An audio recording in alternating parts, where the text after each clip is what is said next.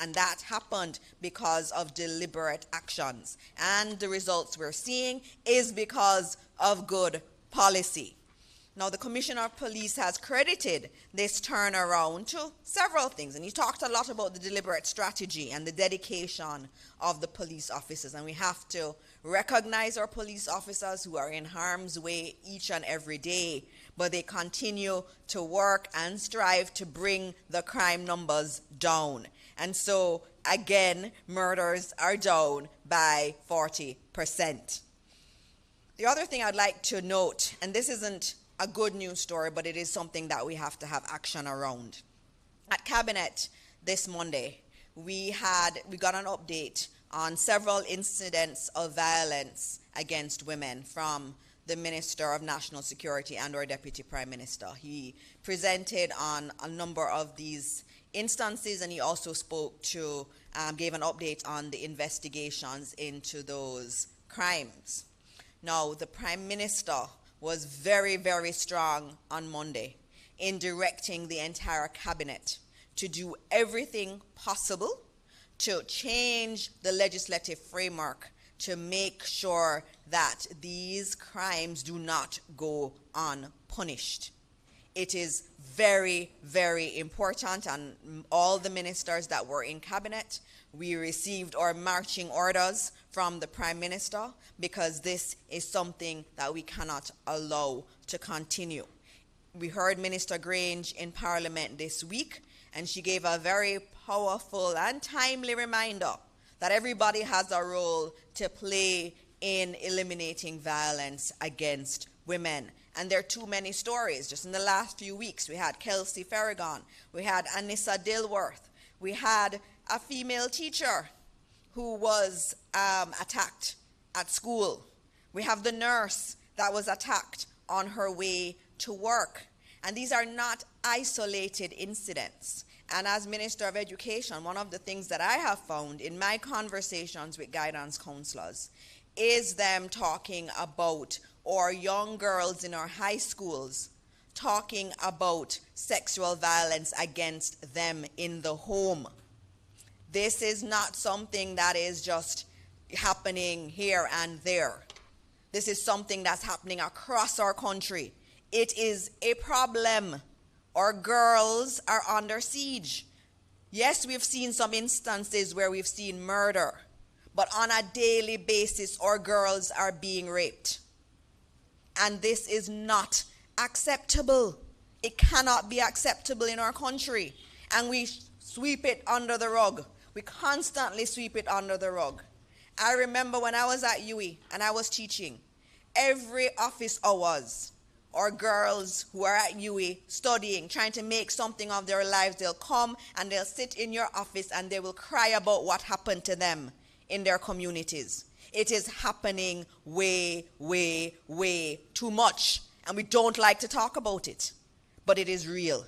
And we have to talk about it if we're going to truly address the problems.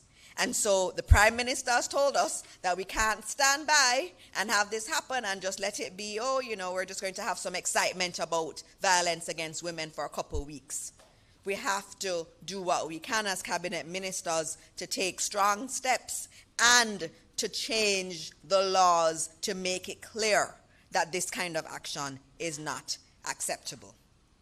So, off to a different topic now, in terms of something a little bit more positive, which is what I usually come with. We are about to start the hurricane season, and that leads to a lot of anxiety for a lot of people. And especially after last year with Hurricane Beryl, we can understand the anxiety that some people feel. And so the government wants to note that a lot of work has been going into preparing the country for the hurricane season. And the forecasts do predict an active hurricane season. And in light of this, we really have to be prepared. And so what the government has done, and our wonderful Minister of Finance has facilitated, is an increase in the mitigation budget from $102 million last year to $172 million this year. And some very vulnerable constituencies will actually see their allocations double. based on risk assessments. Minister Morgan also noted some other special works that will be ongoing, and you will see crews around doing this work. $300 million has been allocated for cleaning the Sandy Gully and any kind of restoration work that needs to be done. $100 million for the north and south gullies in Montego Bay. $30 million has also been allocated for Bogwalk Gorge, and also another $30 million for Dyke Road in St. Catherine. $200 million has also been allocated for flood-prone areas along the south coast. So we have contractors being engaged currently, and we're pre-positioning equipment and communication systems to better be able to respond in the event of a hurricane. Now, obviously, we're all praying for a calmer situation this year, but while we pray, we also get prepared. And so we are doing the work now in order to be prepared for what may come. The last thing, or last two I will mention, is related to security too. The Prime Minister opened Jamaica Eye Monitoring Center at Olympic Gardens Police Station. So you've seen these big decreases in murder and major crime, but we're not stopping at that. We're actually still continuing to improve, and that project cost over $100 million, and it's trying to enhance safety and deter crime in those connected areas. And this initiative in Olympic Way is a part of a bigger plan. So Cabinet has approved the installation of 2,500 cameras across the country over the next 3 years. That's 2,500 cameras across the country. And so these are going to further help our police to even better tackle crime. And so we're expecting through this that we'll be able to see even better numbers going forward. The last thing I'll note and remind everyone about is the Morant Bay Urban Center opening.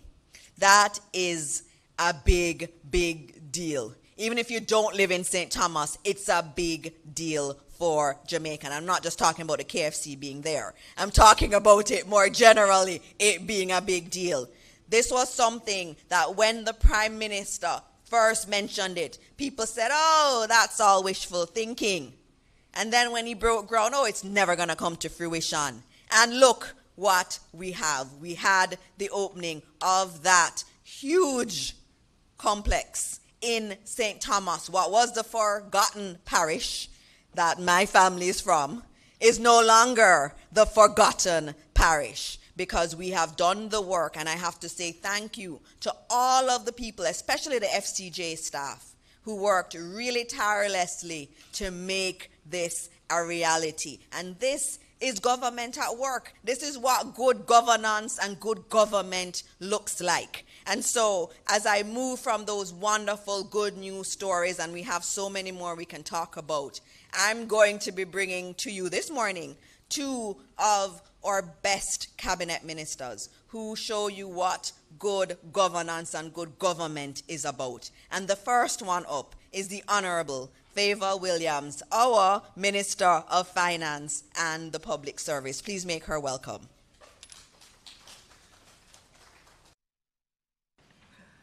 Good morning, everyone. Let me acknowledge colleague ministers, Minister Charles from the Ministry of Labour and Social Security, Senator Dana Dixon.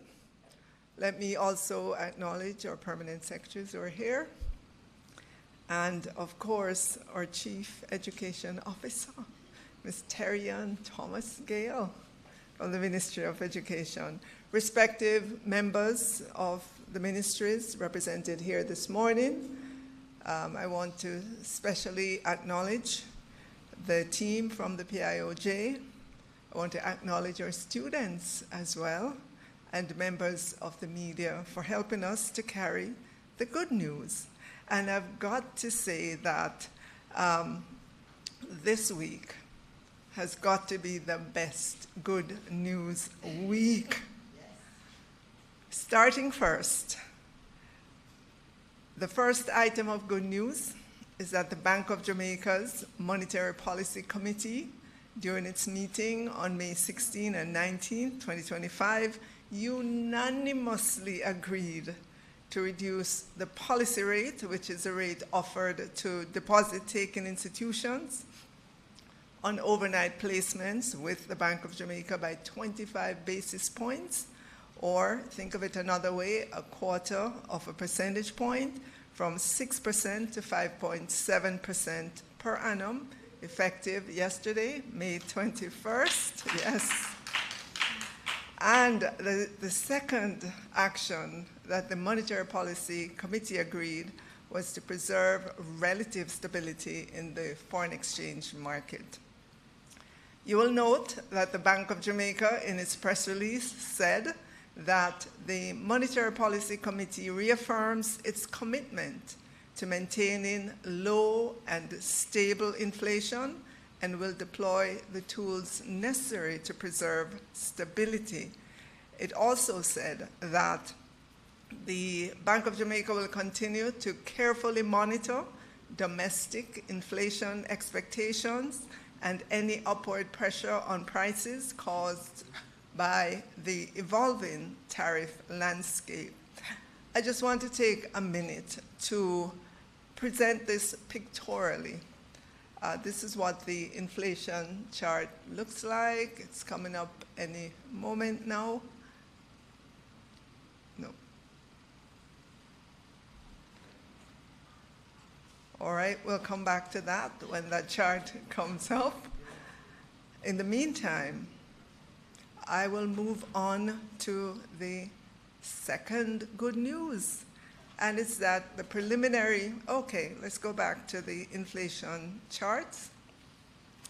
Okay, so you will see a chart showing the inflation numbers, and the reason for putting that up will become evident. So the blue bars show headline inflation, or the inflation numbers that Statin reports. And they just recently reported point-to-point inflation at 5.3%. Point-to-point simply means that you're comparing inflation at a specific point in time, such as at the end of April 2025 to the same point last year, April 2024. So the yellow line that you're looking at is core inflation, and that means it's headline inflation less food and energy, which is what the Bank of Jamaica is targeting. And it is this inflation that is expected to remain within the 4 to 6% band as a policy objective. And the dotted black lines is the band in which core inflation needs to remain between 4 to 6%. Why is all this important? You know, if you go back in time, in 2021 in particular, there was a significant change that this government did.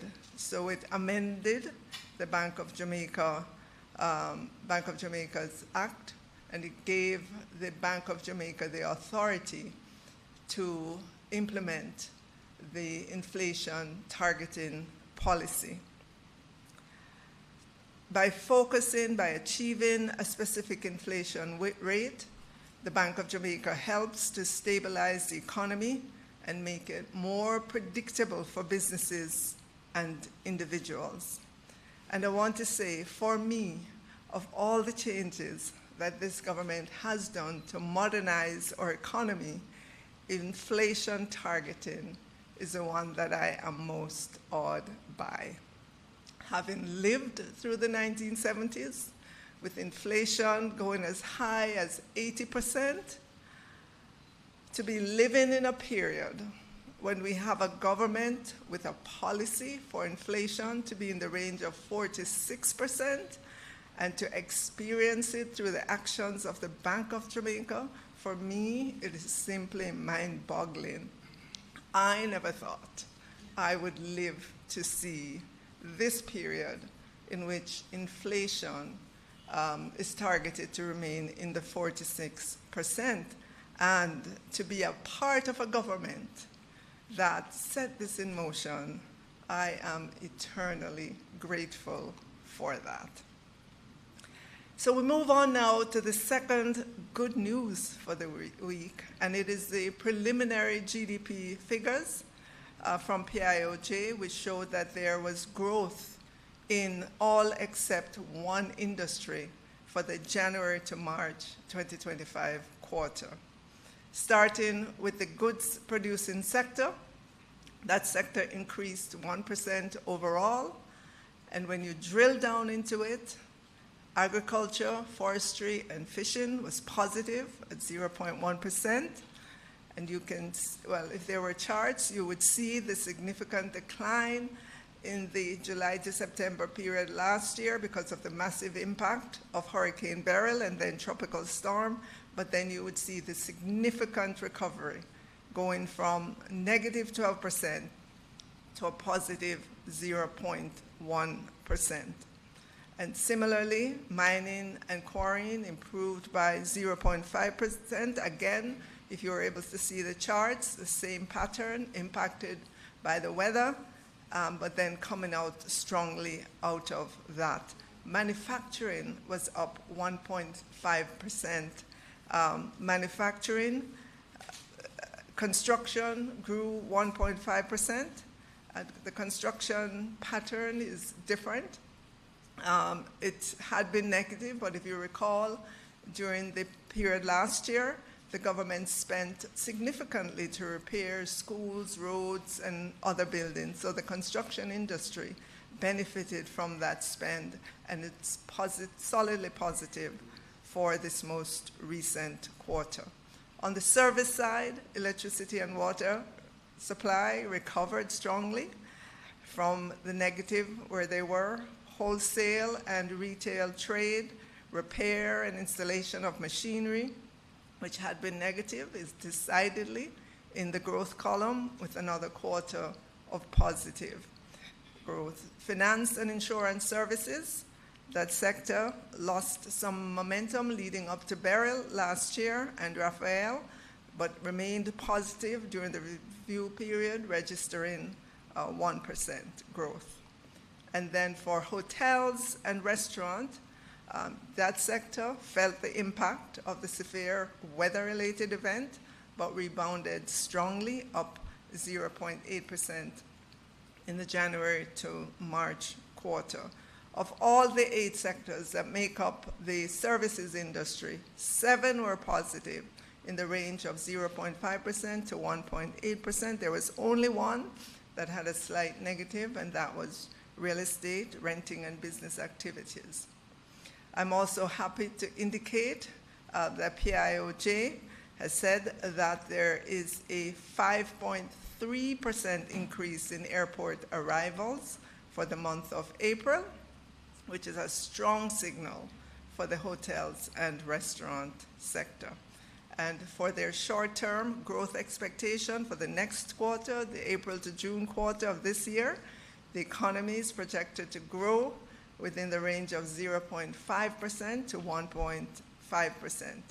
And for the full fiscal year 2025 to 26, growth is projected within the range of 1 to 2%.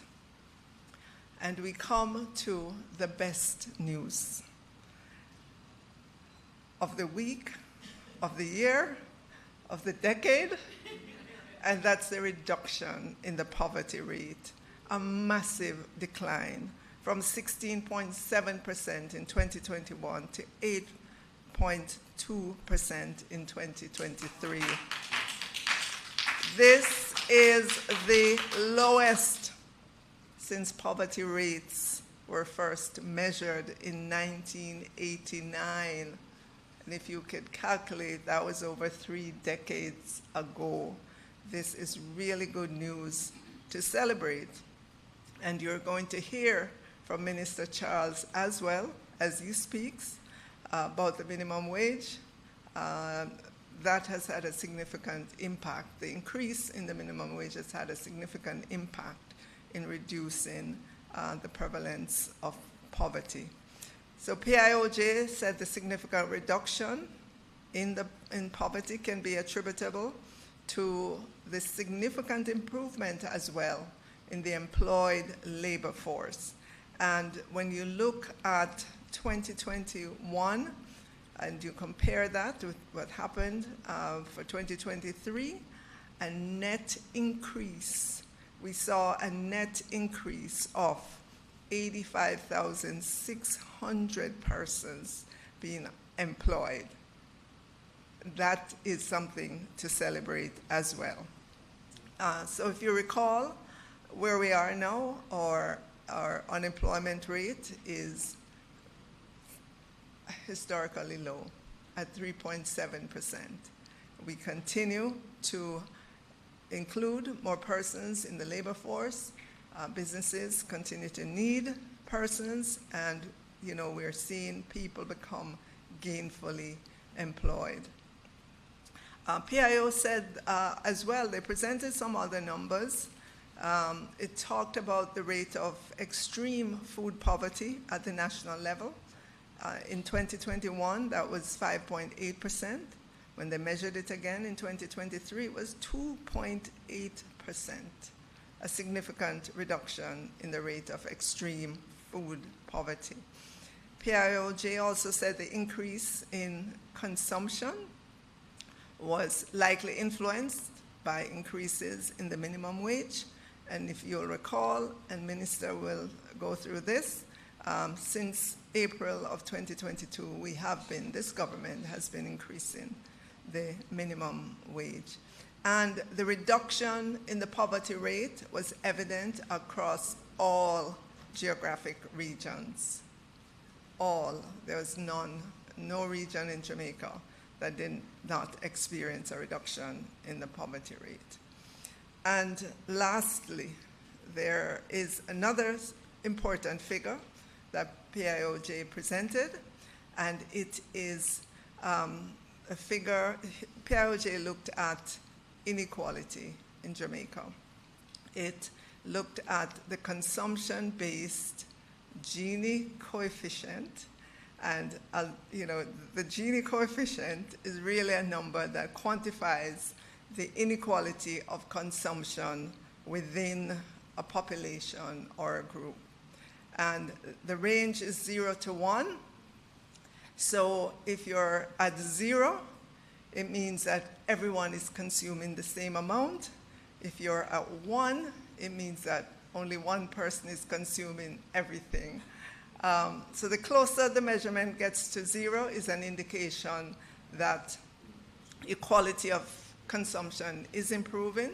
And we saw over the period, when we compared the data in 2023 to 2021, that our consumption-based Gini coefficient showed a decrease towards 0, and that is good.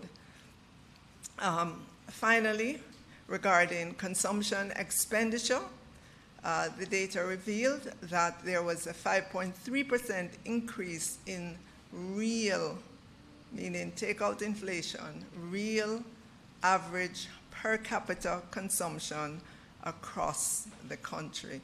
Ladies and gentlemen, I am still processing all the good news this week, and the week is not even finished yet. Thank you, ladies and gentlemen.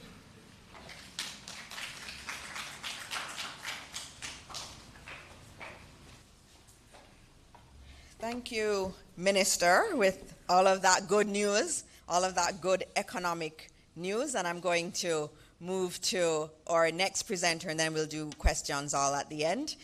The Honorable Pernell Charles Jr., Minister of Labor and Social Security. Please make him welcome. Thank you, Minister. Acknowledgements, of course, to the happiest Minister of Finance and Public Service that Jamaica has seen. To all of the permanent secretaries, directors, colleagues, Jamaicans, I must tell you, it is a profound honor to have the opportunity to serve this country. And I address you today not only in my capacity as Minister of Labor and Social Security, but as a proud Jamaican. A proud Jamaican who has personally witnessed the remarkable progress in this country and the positive transformation. If you are to assess Jamaica objectively, it would be difficult for you to not applaud the several positive trends. And I tell you this before I start. Just think of it. If we were to have the news of all of these percentages going in the opposite direction, it would be a riot. And we should have that same kind of energy, because Jamaica is becoming stronger, we are more stable, and our future is brighter. Yesterday, the Planning Institute of Jamaica announced, as you know, a significant decline in the national poverty prevalence, from 16.7% in 2021 to 8.2% in 2023. Yes. And we acknowledge and say good morning to our most honorable Prime Minister, Dr. Andrew Holness. I was saying, yesterday the PIOJ announced a significant decline in the national poverty prevalence from 16.7% in 2021 to 8.2% in 2023.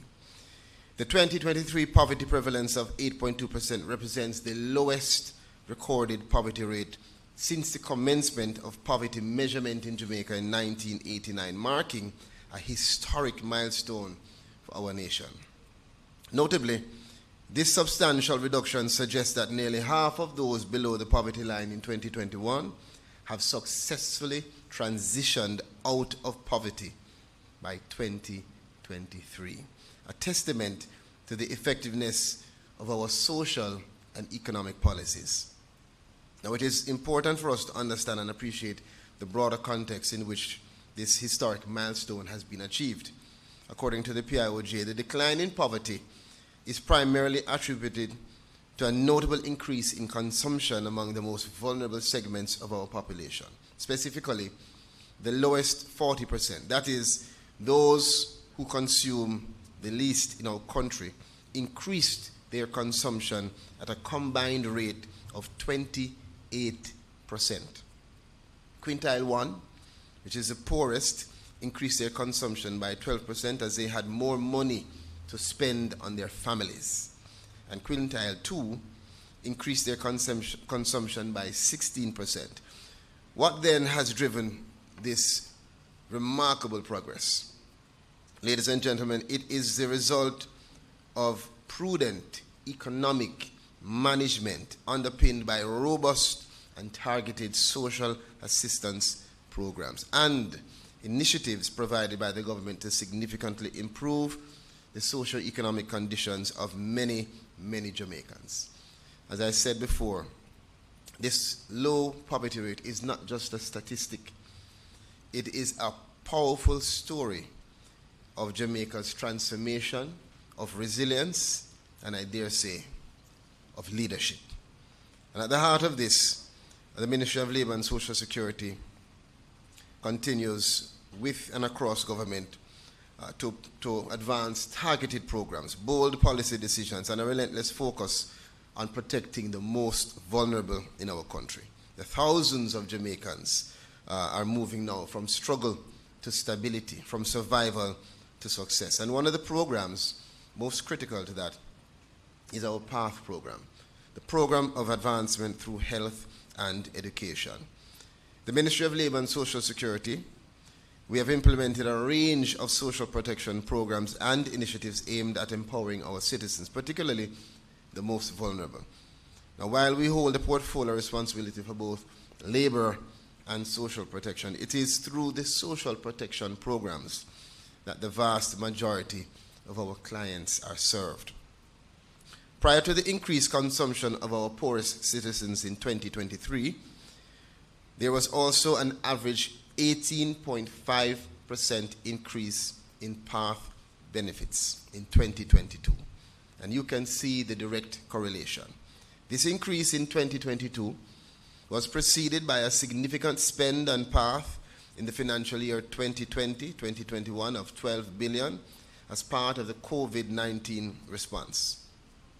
Through the government, we provided critical support to our most vulnerable during the pandemic and subsequently increased the value of benefits in the post-COVID period. These strategic interventions have significantly strengthened the capacity of the poor to increase their consumption levels and the quality of life. PATH beneficiaries have seen increases of 2.411 billion or 28.8%, moving the budgetary allocation from a little over 8 billion in 2023 to now almost $11 billion last year. In addition to PATH, we also have our pensioners, some of whom fall in those quintiles.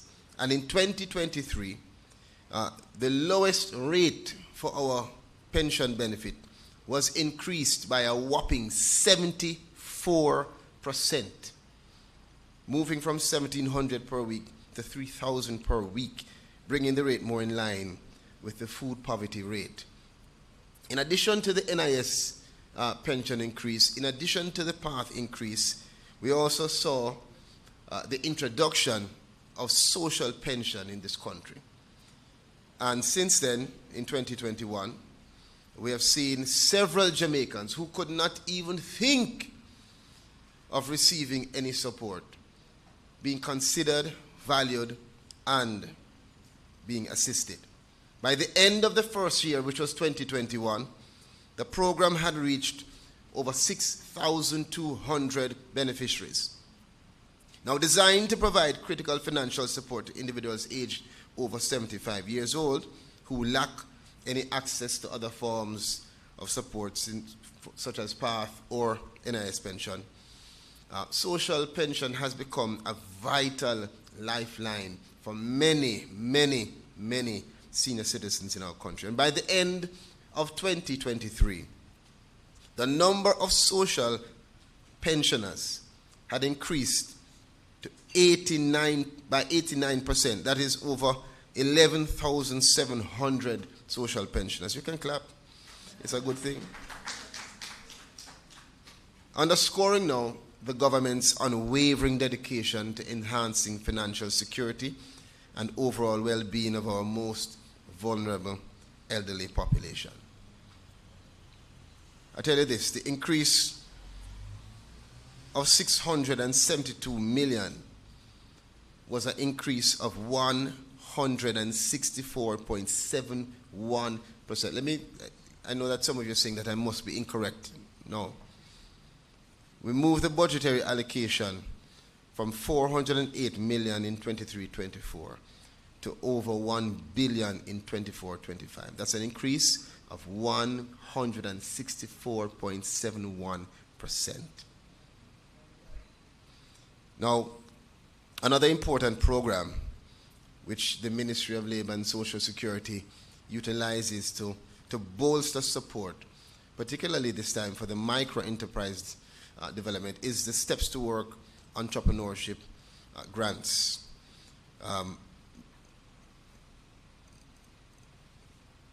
We have provided support for several, and among them are primarily the most economically vulnerable individuals. And we've done so by increasing expenditure on our entrepreneurship grant initiative from 44.5 million in 2020-2021 to 69.4 million in 2022-2023. And you can see the trends.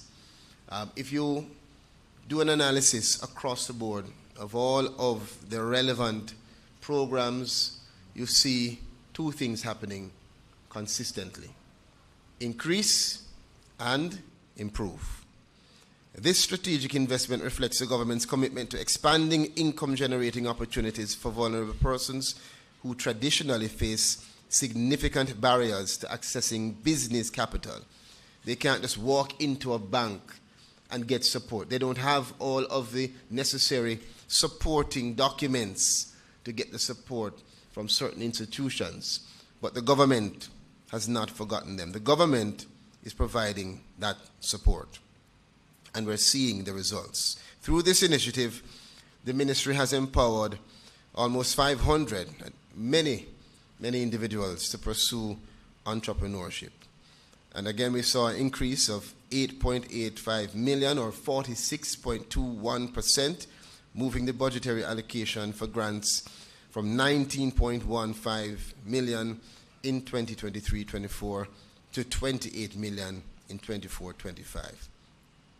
And I'm carrying you through so you can see the connection, the nexus between these positive outcomes and the deliberate strategic decisions and execution from the government. Now, very importantly, as you heard our minister say before, is the national minimum wage. And as you know, the minimum wage has moved from 2016 again by a whopping 158%. The minimum wage is one of the primary factors, or the movement of it, driving the positive trends. It serves as a critical social protection mechanism designed to safeguard workers from excessively low earnings. A significant proportion of our most vulnerable citizens are minimum wage earners. Many of them have directly benefited from the significant increases implemented since 2016, moving from 6,200 then to what is now 16,000. Most notably, however, and connected again to the poverty reduction that we are noting today, is a substantial increase implemented by our Prime Minister in 2023, moving from 9,000 to 13,000 in 1 year. Again, that is a 44% increase in 1 year. These recent adjustments to the minimum wage have placed more disposable income in the hands of the working poor, thereby enhancing their financial resilience and contributing to the transition of a number of individuals out of poverty. It's not happening by chance. It's happening because of calculated, deliberate, strong, sensible, effective decisions and strong execution. I want to move quickly as I close to just discuss also the unemployment rate. Unemployment and poverty are inextricably linked, as elevated levels of unemployment often result in increased poverty due to the absence of a stable income to meet basic needs. The historic decline in the poverty prevalence recorded in 2023 has coincided with a reduction in unemployment, which fell from 7.1% in 2021 to 4.3% in 2023. If this government was a student in a class, now you tell me, you'll be getting more than a 4.0 GPA. Furthermore, data from the Statistical Institute of Jamaica indicates that the employed labor force grew from 1,234,800 individuals in October 2021 to 1,320,400 in October 2023. Again, a clear indication of the expanding employment landscape in Jamaica. This growth in employment has played a critical role in reducing the risk of poverty, as more Jamaicans are now able to secure income and to improve their standard of living. Similarly, the Ministry of Labour advances our electronic labor exchange. And the ministry's labor market interventions come particularly through the ELE, which is the electronic labor exchange. And we have seen where it has reflected a notable increase, again, in the demand for labor. In 2023, the number of reported vacancies rose by 61% compared to 2021, signaling a rebound in labor market activity. This surge in vacancies not only provided valuable administrative insights into the pace of the labor market recovery, but also expanded access to employment opportunities for job seekers. You can see the correlation. Now I close by just indicating that the remarkable strides that we have had in terms of reducing poverty, expanding employment, and strengthening social protection are not merely statistics. They represent real improvements in the quality of lives of thousands of Jamaicans who have been impacted by these decisions. These achievements are the result of deliberate, people-centered, inclusive, and transformative policies. We want to applaud the sound economic stewardship and steadfast commitment to social equity of this government led by Prime Minister Dr. Andrew Holness. And I want to encourage Jamaicans to continue to support and to stay positive as we together choose Jamaica. Thank you. Thank you. Thank you very much, Minister. And as I said earlier, this government is what good governance looks like. And the person behind a lot of the good governance policies, all these policies you've been hearing about this morning, is our Prime Minister, Dr. the Most Honorable Andrew Holness, who joined us while Minister Charles was speaking. And I'm now so very happy on this morning where there's just so much good news to bring to the podium our Prime Minister. Please welcome Dr. the Most Honorable Andrew Holness. Thank you, Minister. I'm certain the ministers who spoke before me would have gone into much detail. My job is not to repeat the statistics and the analysis that has gone before, but I think it is important to reinforce for the nation that this massive reduction in poverty, in the prevalence and measurement of poverty, is a big deal for all Jamaicans. There are those who would want to make light of it, but I would quickly remind that were the data pointing in the other direction, much heavy weather would have been made of it. You wouldn't stop hearing all the negatives. So it is important that we accentuate this positive news. Now, there is always the issue of reconciling these statistics with the lived experience of Jamaicans. The tool that we use to measure poverty has not changed much. It is a standard tool. We have sought to ensure that our tool that we use to measure is aligned with international standards. And indeed, the methodology that we use is robust, well-tested, and aligns very well with global standards. So there can be no naysaying or criticizing the results. The results are what they are. They are robustly tested, and you can have great credibility and confidence in the results. For us, for the government that is, we were always expecting that poverty would be reduced significantly, because we have implemented what I would like to describe as instrumental policies, meaning policies that are directly crafted to treat with the specific elements of poverty. The academic perspective on poverty is that poverty has several dimensions to it. You look at the income of the person, the ability of the person to earn and consume.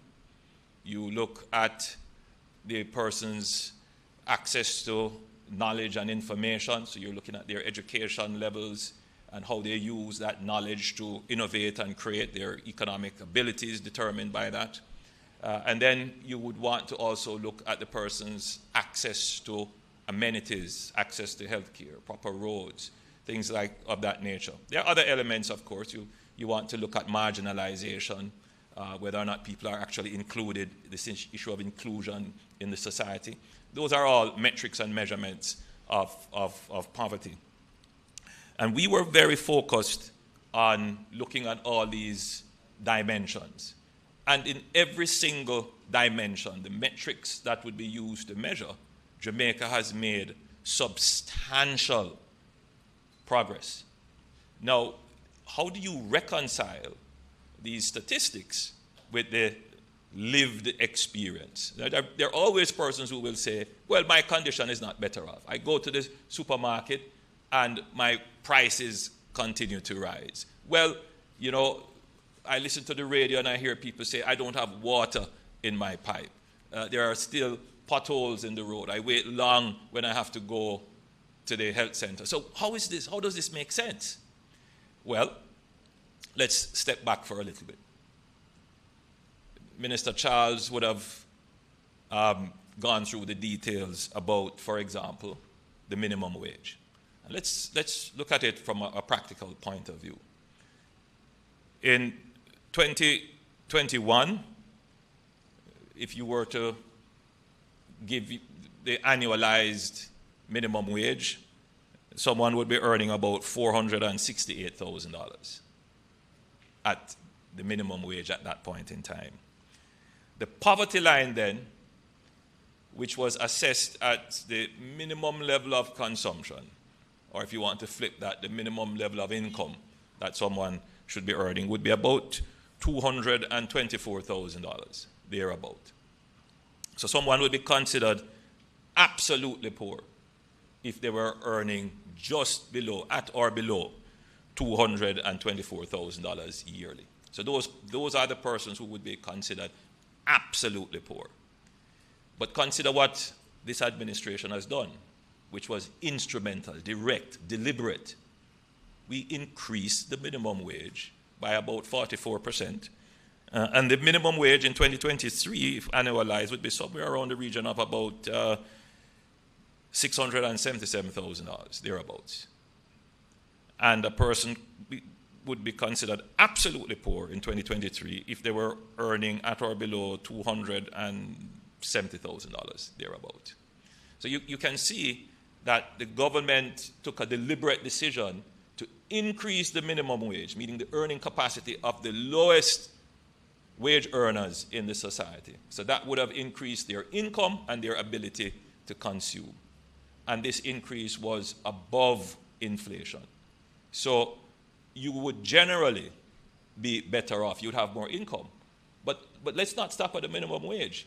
The government increased the public sector salaries and wage bills significantly, the highest increase that has ever gone on in the history of Jamaica. Significantly. Now, I know there are issues, there are still issues with various sector groups trying to resolve, but you can't naysay that. You can't deny that there has been a substantial increase in the public sector wage bill. Significant. And that would have introduced to households more income. But put those two aside. Say those weren't significant. What is significant, however, is the reduction in unemployment. So households that didn't have persons employed now have employed members of their household. So the household income, by virtue of that, would have also increased. Now, let's be clear. We are not here saying that we are satisfied with the wage level. No one can argue that everybody wants more pay. But yes, we're working towards that.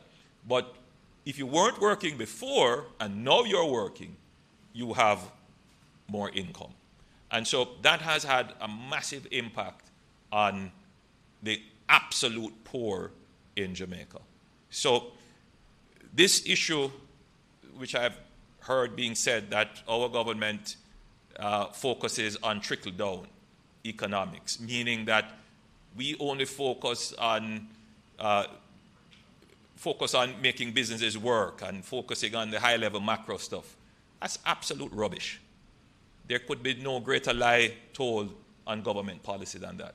This administration has been the most focused on treating with the microeconomic elements of poverty, dealing with the social safety net, putting in place things like the social pension, which didn't exist before. We are now looking at unemployment insurance, didn't exist before, giving access to training in heart and all the programs that we have put in that would have enabled households to access employment.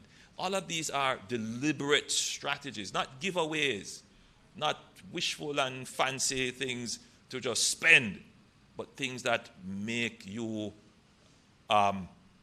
able to earn from your labor and your talent. So we have been very instrumental, and I think that has been a critical part of the success of our program in alleviating and addressing poverty. So what it means is that there are less persons in Jamaica that could be considered absolutely poor. What is the objective now? What's the next step of the government? The next step of the government is to end absolute poverty in Jamaica. This is something that I have said before, and it is the intention. At 8%, we are within striking distance of that. We can end absolute poverty. But of course, once you reach to that point, you're going to set a different threshold, a much higher threshold. So you're in a different level now. And that's the idea. So we want to ensure that we push this poverty prevalence number way down. And then at that point, we can revise what's the new threshold for somebody to be considered living at or below the poverty line. So it's quite doable. It is within our capabilities to do it, but we must continue with the strategic policies. We must continue the training of our young people so that they can continue to work and earn from their labor and talent.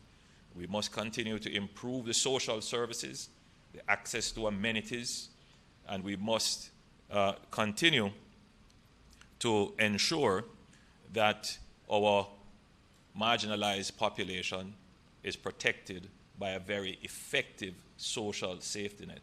And in that regard, the Minister of Labour and Social Security has been tasked, and he gives us updates pretty regularly about how we're going to revise the PATH program. I get too many complaints of persons who believe that they should be on the program and are not on the program, and from those persons complaining that there are persons on the program who they know should not be on the program. So really, there has to be a review, and I know that the review is ongoing, but the efficiency of the program is also an issue as well, how people get their benefits and how timely those benefits are. So we are digitizing that process. The minister, I'm certain, will come with a further update. But we're also looking at ensuring the inclusion element for those persons who are marginalized and in vulnerable situations where they are not able in and of themselves to access these benefits. And there are many Jamaicans like that. They may be in rural areas, they may be in some inner city communities, and they are of the notion that if they present themselves to the state, they are going to be rejected, or they are going to be subject to something that might demean them. And that is absolutely not true. So what we're going to be doing is very shortly rolling out the Solidarity Program. And the Solidarity Program is designed to treat with those persons who have not gotten any of the social benefits. They are not on the social pension, They are not registered on any of the programs of PATH. They are not in HEART. So we're going to find them, and they will get their cash grant, and we will assist them in bringing them into the formal system. And that will have another major impact on addressing poverty by dealing with the exclusion element. In other words, including all the people in the population who we have not yet reached. So I just thought I'd come and share this perspective with you. Thanks for listening. God bless you, and remember to always choose Jamaica. Thank you very much, Prime Minister. And Prime Minister, you have some members of the UE Guild in the audience that came to post-cabinet this morning. Remember earlier we spoke about these being the lowest poverty numbers since 1989. I was 9 years old in 1989. I'm now 45 years old. But you've known good policy. That's what you've grown up with. It's very important that you listen to the history, and these ministers gave you some historical context. It's very important that you understand where Jamaica is coming from.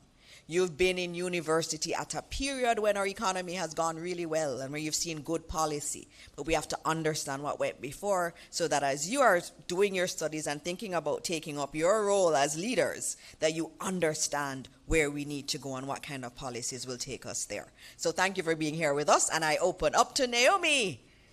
Good morning, Minister. One question? Okay, PM can take one question? PM, can you?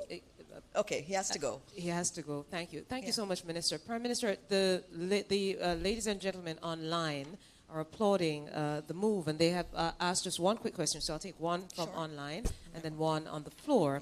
They really just want to they pointed out online that a part of their idea of why the poverty rate decreased was a new social housing program, and certainly that the social pension that the Prime Minister alluded to. So clearly the Prime Minister has his ear to the ground. But they really wanted to get some timelines from you, Prime Minister, in terms of how soon then can we see a further evaluation to ensure that those in abject poverty would be lifted, given the new figures. My understanding is that the survey is done routinely. Minister, it's done yearly now. So you're going to see another set of results coming out shortly. So bear in mind, it's a 2-year. I think it's done yearly. My recollection is that it is done yearly. So you're going to get some results. There might be a lag, but in terms of the year that it is published for, when it is published, but it is done yearly. So you're going to see a progression in this regard, barring any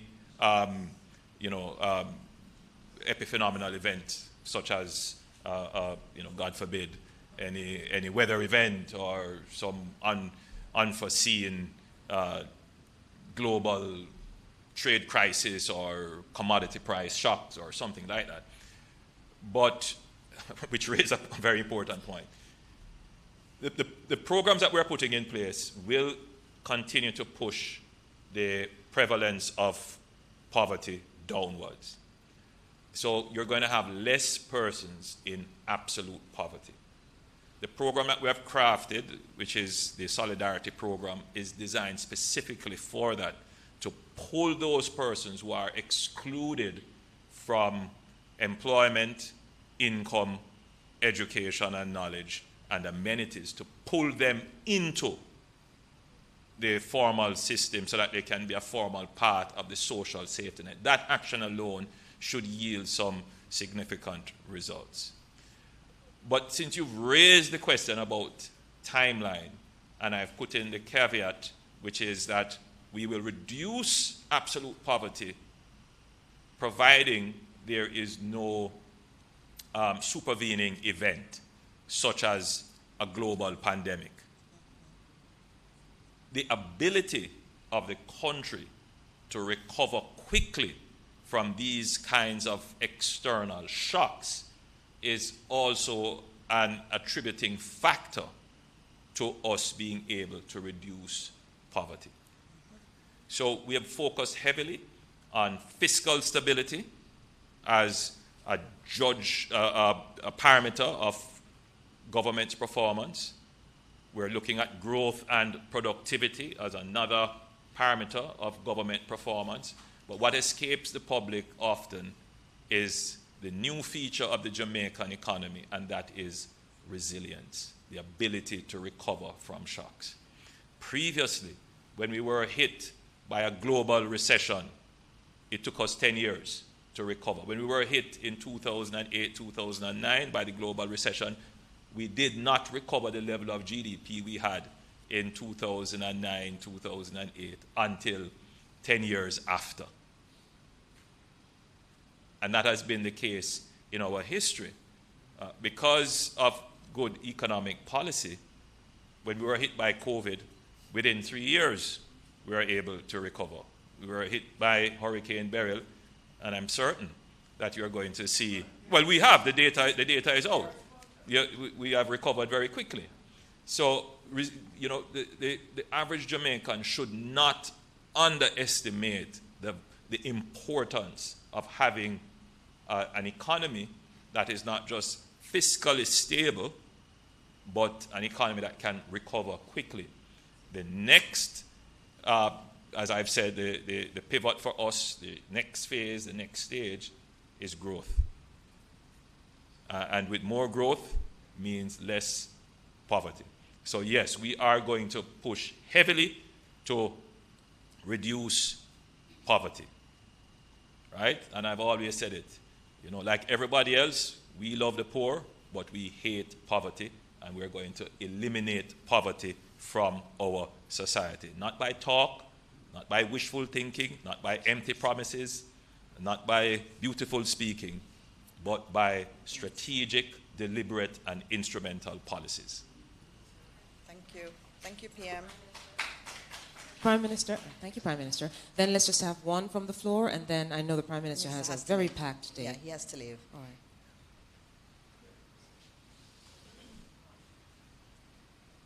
Morning, Prime Minister. Mahiri Stewart from Nationwide News here. I made note of both you and Minister Charles Jr. saying, choose Jamaica at the end of your speeches. And we know that Jamaicans do have a choice to make. The general election is constitutionally due by September. Do you think achievements such as this historic low in poverty will increase your administration's chances of remaining in government after these next general elections? And if yes, why? Thank you for that question, Mahiri. No, the question presupposes it.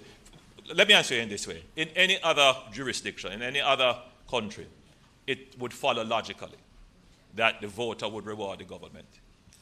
In our jurisdiction, in our country, there is always, as I've said, the need for the voter to reconcile their lived experience with the data that is provided. And we have to not take it for granted that the voter is making that reconciliation in their head. There is a very high level of cynicism, of disbelief. Even when the number is presented to the average person, the notion is don't trust what government tell you, even when it is presented. And this is not just with the statistics for the reduction in poverty. Murders are down 40-odd%. But if you were to ask people, what do you think about crime? They will tell you, crime is high. Ask them another question. Have you experienced crime? They will tell you no. So, which is what we have picked up in surveys over and over again. So there is a bias in outlook. And for many years, for decades, it's natural. If for decades the results that you have been given are negative results, that you can only be looking for crime to be rising, debt to be rising, growth to be falling off, all the negatives, then you develop a negative bias. You start to look at the glass as not half full, but half empty. Our job is to change perceptions, and perceptions don't change overnight. It takes a long time, and it takes repeating over and over and over and over and over and over again. I've said it before, Jamaica is in a transformation. There is a cocoon in which we are. And once you're in that cocoon, you can't really see the movement from the caterpillar to the butterfly. It is when the butterfly emerges, you say, oh, yes, we have transformed. But ever so often, there are milestones reached in that journey of transformation. We reached one last week when we open the Morant Bay Urban Center. I'm certain that all Jamaica would have been able to look at the Goodyear factory, which was opened in the 60s, and see what it is today. They're going to be able to see the Montego Bay Perimeter Road and see that massive transformation. And there are numerous other things that are ongoing. We are in this cocoon of transformation. So those persons who are wedded to the negative, who want to believe nothing is happening, our job is to say, hey friend, hey brethren, my brother, my sister, yo, look on all the things that we are going on, man. Enough things are going on. To counter those people whose job it is, and what they always try to do is to spew the negative. For me, I'm a positive thinker. I don't put negative energy into the atmosphere. You have never heard me speak negatively of anyone or anything. I try to be positive always, and I believe God has been good to me because I have chosen to take the positive and the higher road. God bless you all, and thank you. Thank you all. Thank you, Prime Minister. All right, we have time for a couple more. I know we're way past 10 o'clock, so I do know we have some time for a couple more questions. Yes, Minister, thank you. Let's go to the Gleaner, and then we have some of our students who want to ask a few questions. Good morning, ministers. Good morning, everyone. Shoshana Small from the Gleaner. I do have questions for Minister Charles and Minister Williams. Mr. Charles and Minister Williams can come forward. My first question is to Minister Williams. How concerned is the government that commercial banks are not reducing their interest rates despite multiple reductions by the BOJ? And in January of this year, the BOJ, before Parliament, said they are contemplating using the law to get the banks to adjust their interest rates so that Jamaicans, consumers, can benefit. Is that something that the government would be supporting?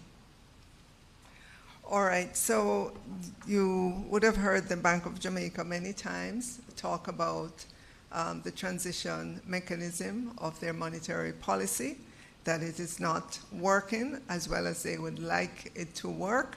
And the Bank of Jamaica has been at pains to speak with banks about this.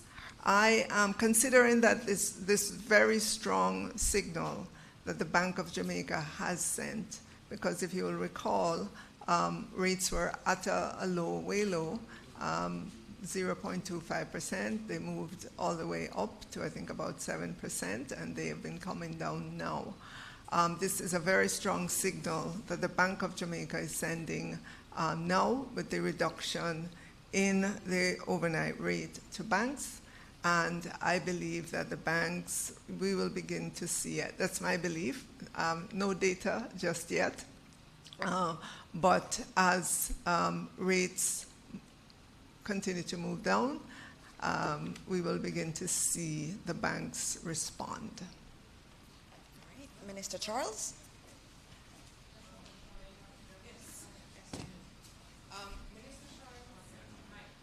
Sorry.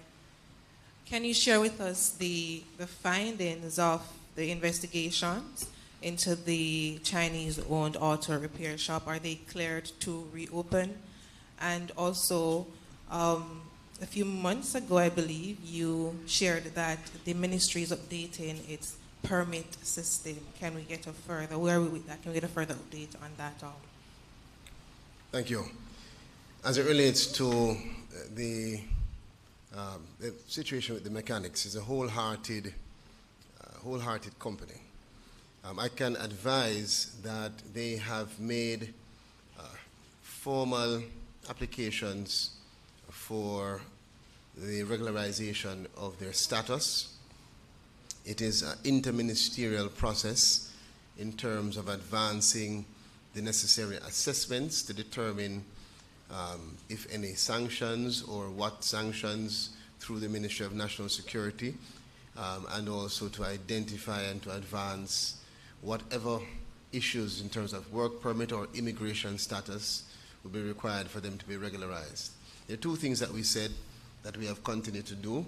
Is one, to make sure that the rule of law is upheld in Jamaica, and that anyone operating who is a foreign national, which is what comes under the Ministry of Labor and Social Security, does so in adherence to the law. And secondly, that we hear the Jamaicans, the hundreds and thousands. I've received letters, I've received calls, and several persons who have indicated that the gap in that space in terms of the labor market is persuading them to encourage the government to help these companies to get a space because of the affordability, reliability, and effectiveness of their service. And so we do not create any barrier. We are facilitating as best as we can. Once the law is adhered to, we are continuing to do everything we can to ensure that they can reopen as quickly as possible. And those, I can tell you that the applications are now at the Ministry of Labor and Social Security. I'm sorry, we really are pressed for time. Can we just do, we can follow up right after, but let's just do the students, and then we really have to wrap. The ministers have to make a hard stop because of some other meetings. Or student, could you identify yourself, please? Good morning. Good morning. My name is Rajay Bennett. I'm a member of the UA Mona Guild Council.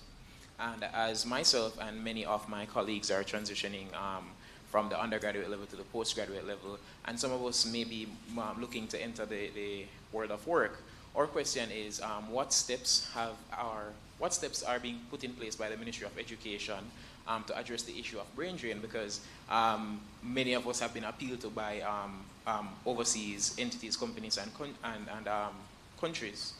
So what steps are the ministry putting in place to address the issue of brain drain and sometimes even regional retention, because two of our colleagues here are not Jamaican citizens, they're Caribbean nationals? Yeah. All right, that's a good question, and I don't know that it's just a question for the Ministry of Education. It's an all-of-country question in terms of brain drain. And I think you've been here learning about policy and deliberate policy and strategies in our country.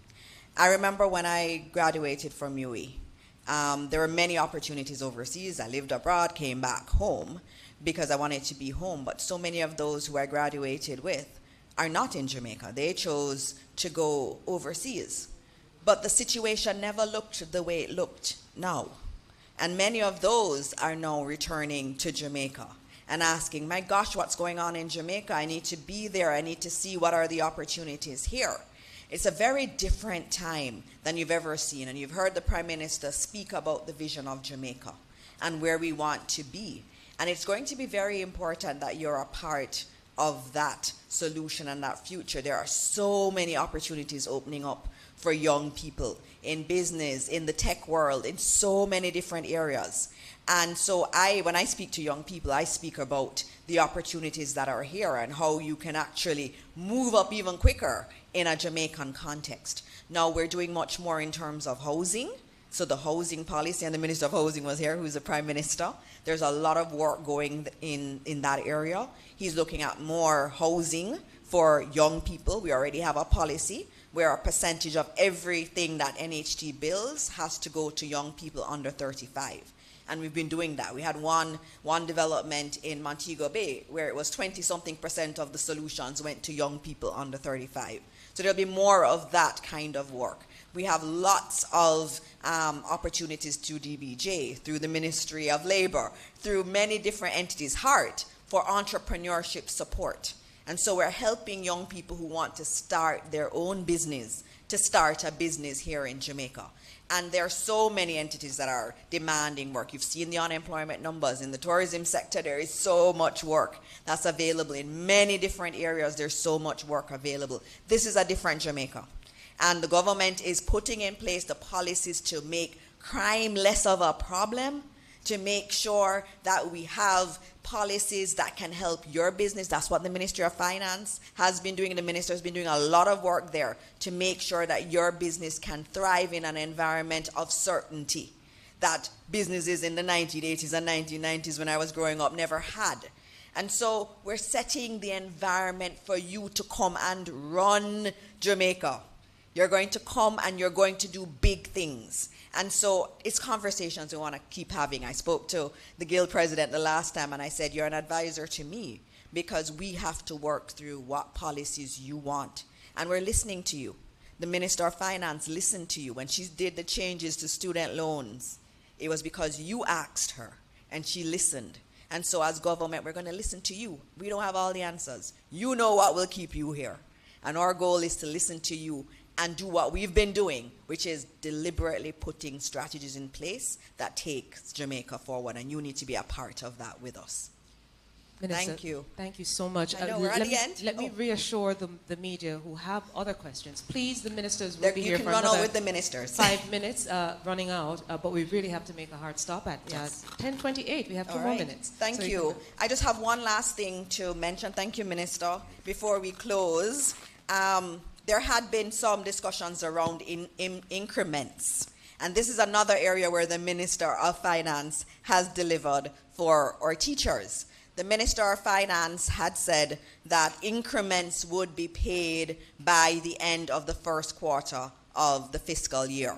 The fiscal year ends in June. So the anticipation was that increments would be paid by June. But I'm happy to note that the teachers are happy this morning and yesterday, those who saw their pay, because increments were paid 1 month early.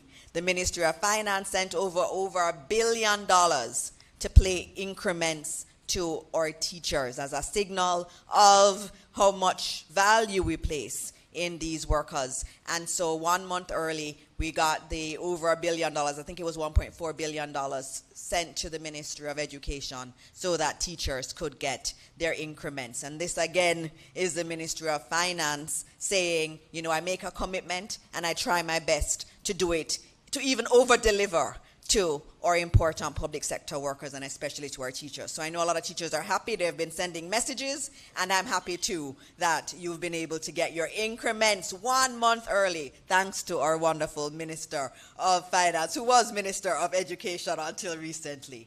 And so tomorrow is Labor Day, and I hope that you will be out in your numbers laboring.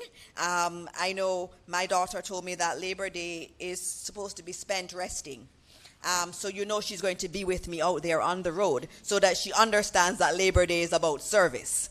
And so Labor Day is about service. Our National Labor Day project will focus on refurbishing the Environmental and Research Park at Mason River in Clarendon. And there are many, many Labor Day activities across the country. This is how we, as a people, can continue to lift up Jamaica and make Jamaica even better. This morning you heard about good governance. Now tomorrow is all about all of us playing our role in creating the Jamaica that we all want to live in. And as we close out today, as always, I say thank you for listening, and God continue to bless this wonderful, wonderful Jamaica land that we all so much love. Thank you.